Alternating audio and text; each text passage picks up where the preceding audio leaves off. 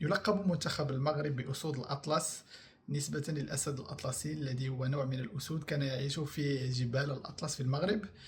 فانتشر هذا اللقب بداية من سبعينيات القرن الماضي بواسطة الصحفي كمال الحلو الذي أطلق هذا الاسم لأول مرة حسب بعض المصادر خلال مباراة المغرب وساحل العاج عام 1973.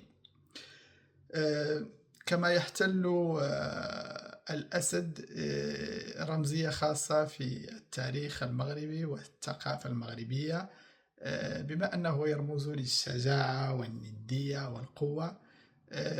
فلذلك المغاربة يروا أنفسهم في هذا الرمز، كما هو موجود أيضا في شعار المملكة المغربية.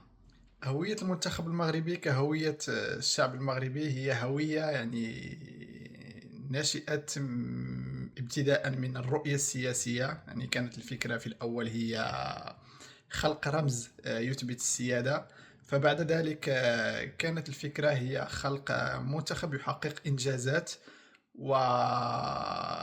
والفكرة كانت هي التنوع، يعني تنوع اللاعبين، يعني من لاعبين مكونون في المغرب ولاعبين مكونون في الخارج. لذلك المنتخب المغربي لديه هوية ممكن عالمية، يعني ممكن تشهد اللمسة الفرنسية والإسبانية والهولندية والبلجيكية.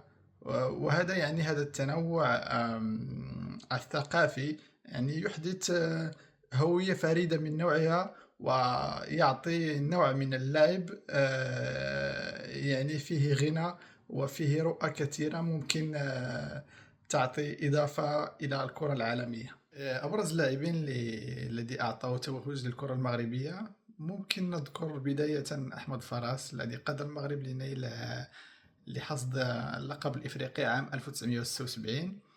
بعد ذلك ممكن نذكر تيمو ميل الذي كان اللي فاز بالكرة الذهبية في عام 1985 ومر مع المغرب إلى دور الثمن كأول فريق كأول فريق إفريقي وعربي.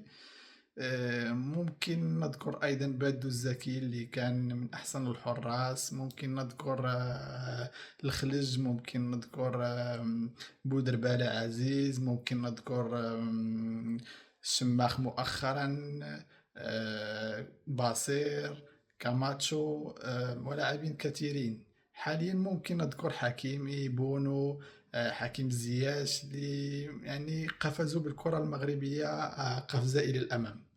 الذي يميز هذا الجيل الحالي في منتخب المغرب هو اللعب في المستوى العالي. يعني عندنا لاعبين كثيرين يلعبون عصبة الأبطال في أوروبا، وعندنا لاعبين كثيرين يعني يلعبون في أعلى المستويات، كحكيمي الذي يلعب في البي اس جي، كابراهيم دياز الذي يلعب في ريال مدريد، كناصر المزراوي الذي يلعب في مانشستر يونايتد، وكسيباري الذي سيلتحق بفريق بايرن ميونخ في الأيام القادمة. يعني فهذا الاحتكاك بالمستوى العالي يقدم المستوى العام للفريق بطبيعة الحال، وأيضا يجعل اللاعبين أن يروا أن لا يكترثوا بمستويات المنتخبات الأخرى، أو لا يخشوا مستويات المنتخبات الأخرى.